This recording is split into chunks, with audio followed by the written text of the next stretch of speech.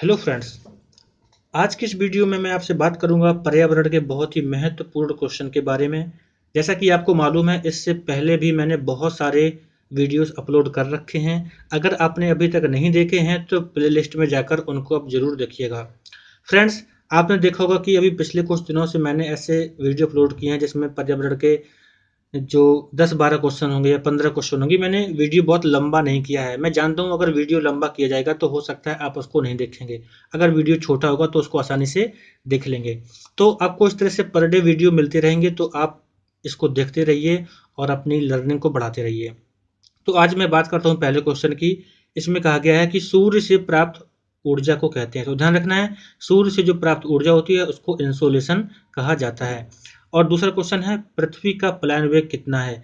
तो ध्यान रखना है, पृथ्वी का पलायन वेग 11.2 किलोमीटर पर सेकेंड है। तो आपको ऐसे तो याद हो सकता है कि 11.2 है, लेकिन आपको जो ध्यान रखना है इसके यूनिट के बारे में, यानी इसके मात्रक के बारे में। हो सकता है कि आपको एग्जाम में कहीं यहाँ पे किलोमीटर पर आवर लिख के दे दे, इस तरह से कुछ चेंज कर सकता है। तो 11.2 किलोमीटर पर सेकेंड होता है। पलायन वेग का मतलब होता है कि अगर पृथ्वी से आप किसी वस्तु को 11.2 किलोमीटर पर सेकेंड की स्पीड से फेंकेंगे या उसको भेजेंगे तो वह वस्तु लौट के पृथ्वी पर नहीं आती है। ओके, ये होता है पलायन वेग। तो कितना है ये? 11.2 किलोमीटर पर सेकेंड, ये आप याद रखना। और दूसरा क्वेश्चन, पर्यावरण की छतरी कहते हैं। तो ओजोन लेयर यानी ओजोन की जो परत होती है उसको पर्यावरण की छतरी कहते हैं। आपने कई बार ओजोन लेयर का नाम सुना होगा, लेकिन जो पर्यावरण की छतरी है ये शायद ना सुना हो, तो इसलिए ध्यान रखना है कि इसी को बोलते हैं पर्यावरण की छतरी। दूसरा क्वेश्चन है, सभी प्रकार के पौधे श्वसन क्रिया में किस गैस का उपयोग करते हैं। ये एक अच्छा क्वेश्चन है, आप सोचिए। पूछा गया है कि सभी प्रकार के पौधे श्वसन क्रिया में किस गैस का उपयोग करते हैं। क्या पूछा गया है? श्वसन क्रिया में। तो आपको ये ध्यान रखना है कि कोई भी पौधा हो, जब वो श्वसन क्रिया करता है यानी सांस लेता है तो वो ऑक्सीजन का ही यूज करता है। ओके। और जब वह प्रकाश संश्लेषण की क्रिया करता है तब वह कार्बन डाइऑक्साइड का यूज करता है। ये आपको ध्यान रखना है। बहुत सारे लोग होते हैं वो ये सोचते हैं कि पौधे क्या करते हैं, CO2 लेते हैं, लेकिन CO2 लेते हैं, लेकिन वो होता है प्रकाश संश्लेषण के लिए, लेकिन श्वसन क्रिया के लिए ऑक्सीजन लेते हैं। ओके, आप चाहो तो किसी फ्रेंड से पूछ लेना, आप डिस्कशन करना, तो वो मोस्टली ऐसा ही बोलेंगे कि वो CO2 लेते हैं। तो ध्यान रखना है कि CO2 लिया जाता है ओनली फॉर फोटोसिंथेसिस। ओके। अब देखते हैं वायुमंडल की किस भाग में जलवाष्प अधिक मात्रा में होती है। तो ध्यान रखना है, जो जलवाष्प होती है वह वायुमंडल के ट्रोपोस्फियर में होती है, यानी क्षोभ मंडल में होती है। तो ये पहली लेयर होती है, तो इसमें ही ज़्यादा जलवाष्प होती है, और यही वह लेयर है जिसमें मौसम संबंधी घटनाएं भी होती हैं, ऐसा आप याद रखिएगा। इसकी बात है, फोटोस्टेट मशीन किस गैस का उत्सर्जन करती है। तो ध्यान रखना है कि photo gas machine ozone gas का उत्सर्जन करती है, और ओजोन का ये O3 फार्मूला होता है।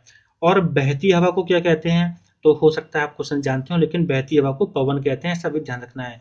इसके बाद देखिए, यदि पृथ्वी पर वायुमंडल ना होता तो आसमान का रंग कैसा होता।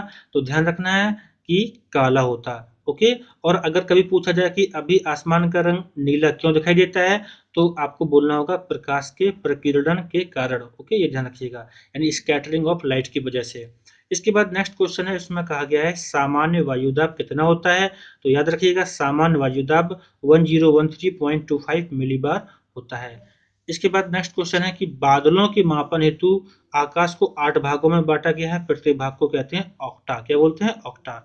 इसके बाद देखिए, मिशन इंद्रधनुष के अंतर्गत कितने टीके लगाए जाते हैं। तो टीके आप जानते हैं वैक्सीनेशन होते हैं, तो वैक्सीन होती हैं। तो जो मिशन इंद्रधनुष एक कार्यक्रम है उसके अंतर्गत 7 टीके लगाए जाते हैं। तो इसका सीधा सा आंसर ऐसे याद कर सकते हो कि मिशन इंद्रधनुष, तो इंद्रधनुष में 7 कलर होते हैं, तो 7 टीके भी लगाए जाते हैं। नेक्स्ट क्वेश्चन है, विश्व का सबसे बड़ा बॉटनिकल गार्डन कहाँ पे है।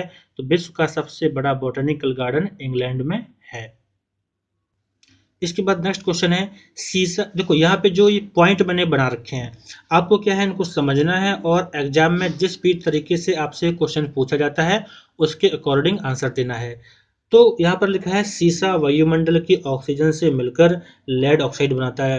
यानी जो लेड होता है तो ऑक्सीजन से मिल जाएगा तो लेड ऑक्साइड बनाएगा, और जो ये लेड ऑक्साइड होता है ये श्वास के जरिए शरीर में पहुंच जाता है और तंत्रिका तंत्र यानी जो नर्वस सिस्टम होता है उस पर बैड इफेक्ट यानी बुरा प्रभाव डालता है। नेक्स्ट क्वेश्चन है कैडमियम से नेक्स्ट पॉइंट है कैडमियम से हृदय संबंधी रोग होते हैं। तो ध्यान रखना है जो कैडमियम होता है इससे एटाई नमक रोग होता है, मैंने पहले वाले वीडियो में बताया था, और हृदय संबंधी रोग भी होते हैं। अगली बात है श्वास द्वारा शरीर में अधिक मैग्नीज के प्रवेश के कारण न्यूमोनिया रोग उत्पन्न हो जाता है, ऐसा भी याद रखिएगा। धान के खेतों से उत्पन्न मीथेन गैस पृथ्वी की ताप में वृद्धि होती है। तो आपको मालूम होगा कि जो धान के खेत होते हैं वहां से मीथेन गैस होती है, और इसकी वजह से यानी मीथेन गैस की वजह से पृथ्वी की ताप में वृद्धि होती है। ओके, और देखिए नेक्स्ट पॉइंट है कि भोपाल गैस त्रासदी में प्रमुख प्रदूषक कौन था? मिथाइल आइसोसाइनेट था, इसको याद रखिएगा। तो ऐसा पूछा जाता है कि कौन सा तत्व था जिसकी वजह से वहां पर त्रासदी हुई थी, तो MIC कहते हैं इसको, मिथाइल आइसोसाइनेट को कहते हैं। और मानव शरीर में अस्थि मज्जा सर्वप्रथम नाभिकीय विकिरण से प्रभावित होता है। तो ध्यान रखना है जो अस्थि मज्जा होता है वो जो नाभिकीय विकिरण होता है उसकी वजह से सर्वाधिक प्रभाव पहले कौन होता है? अस्थि मज्जा होता है। इसके बाद पर्यावरणीय गुणों, देखिए पर्यावरणीय गुणों का पूर्ण निम्नीकरण, पर्यावरणीय गुणों का पूर्ण निम्नीकरण अपकर्ष कहलाता है, ये ध्यान रखिए। और पर्यावरणीय गुणों को निम्नीकरण का मतलब है कि मानव क्रियाकलापों द्वारा पर्यावरण के विपरीत परिवर्तन लाना है, यानी पर्यावरण का ह्रास करना है, नुकसान करना है। ओके फ्रेंड्स, तो इस तरह से आज मैंने यहाँ पे कुछ पॉइंट्स और कुछ क्वेश्चन डिफाइन किए हैं, इनको आप सीखिएगा और हो सकता है कि आपके एग्जाम के लिए बहुत ही महत्वपूर्ण साबित हों। वैसे ऐसे क्वेश्चन पूछे जाते हैं, इसमें से कुछ क्वेश्चन है जो पहले भी आ चुके हैं, तो मोस्टली ऐसे ही क्वेश्चन बना के पूछे जाएंगे, लेकिन आपको नॉलेज पहले से होगी तो आप कर पाएंगे, इसलिए मैं इस तरह के वीडियो अपलोड करता रहता हूँ। Thank you for watching my video, please like and share to other friends. Okay.